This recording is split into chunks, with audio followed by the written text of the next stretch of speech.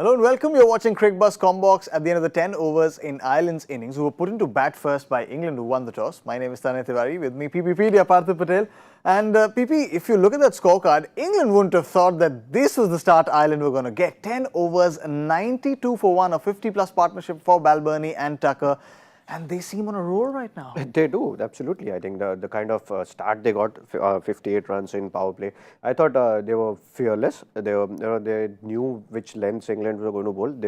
They've been trying to get scare Ireland with the bounce and pace, but Ireland was equally up to the task. They knew the lengths. They made sure that yes, England bowlers gave them a bit of width, but sometimes they created the width and played a lot of shots which are gutsy. And you got to give it to Ireland, and you got to give it to England as well, the way they avoided. So I just have to clean my glasses the way England bowled today.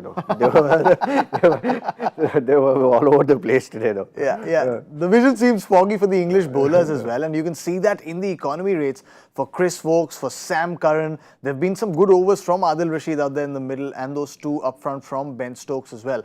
But apart from that, this should be concerning for England. They do have the bowling options, but something that we were discussing right before coming on air as well. You said that they seem to be wayward as well. They were not trying to hit this length. We spoke about overcast conditions. When it's overcast, you try and pitch as much as possible, and especially when batsmen are making so much of room, you don't go short. You try and go really full so that you can get them out. But they were only Sam Curran actually tried to bowl that one full ball, though it was full toss. But that's fine. That probably was the right thinking. But I think as we said, England were not up to the mark. England were not hitting those right line and lengths. Yeah, if you have a look at that bowling card again, and England do boast of some real good all-round prowess within their playing 11 as well. Seeing how Adil Rashid is bowled, will there be temptation to perhaps bring in Moeen Ali as well to just stop the run flow and perhaps try something different? They will. They should. I think. Obviously, Rashid. There's Livingston as well. There's Livingston, but I would go with Moeen Ali there, because see, there is always a trend of matchups where off spinners can't bowl to right-handed and stuff. But Moeen Ali is able bowler. He's taken so many wickets, and especially with the boundaries here, it's about 80-85 yard boundary. You can take that chance.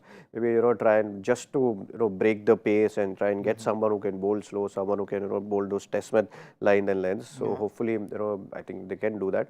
And even with Adil Rashid also, instead of bowling those flippers and stuff, I think they should try and get them out, because if they don't get them out, this looks like 170, 180 score from here. Yeah. There's a guy who can do an Adil Rashid, who can do a Moeen Ali, who can also do some sort of a Chris Woakes, and that's Liam Livingston, and he's bowling. Yeah, he's bowling the 11th over. So clearly, Joss Butler thinking on those tracks there. But from here on, they've got 90+ runs in the first 10 overs. Ireland are thinking, even if we get these many in the back 10, we're sorted. If they get this many, we might just in for an upset this time around. 180 is not an easy score on any pitch, even if it's the flattest wicket, even if you're playing in India. We're talking about Melbourne, where balls moving around. The Ireland bowlers are known for that, hitting those right length, being disciplined. So if they get to 180, it'll be a real fight for England to get there. What was your score prediction in the Hindi show? My score prediction was 140. I said 145. The 140, and everyone was around that score though. Yeah, no. So my on English show, Michael once said 105. Zaid Khan said 125. He was just he was just an English fan. That was an emotional decision there from Michael one. Correct. But it seemed like Ireland are poised to get way more than that. Will they? Won't they? Of course, remains to be seen. We'll come back at the end of the innings with Cricbuzz Live. That's all on Cricbuzz Comm Box. Thank you, PP, for joining in. Thank you to all of you as well. We'll see you on Cricbuzz Live.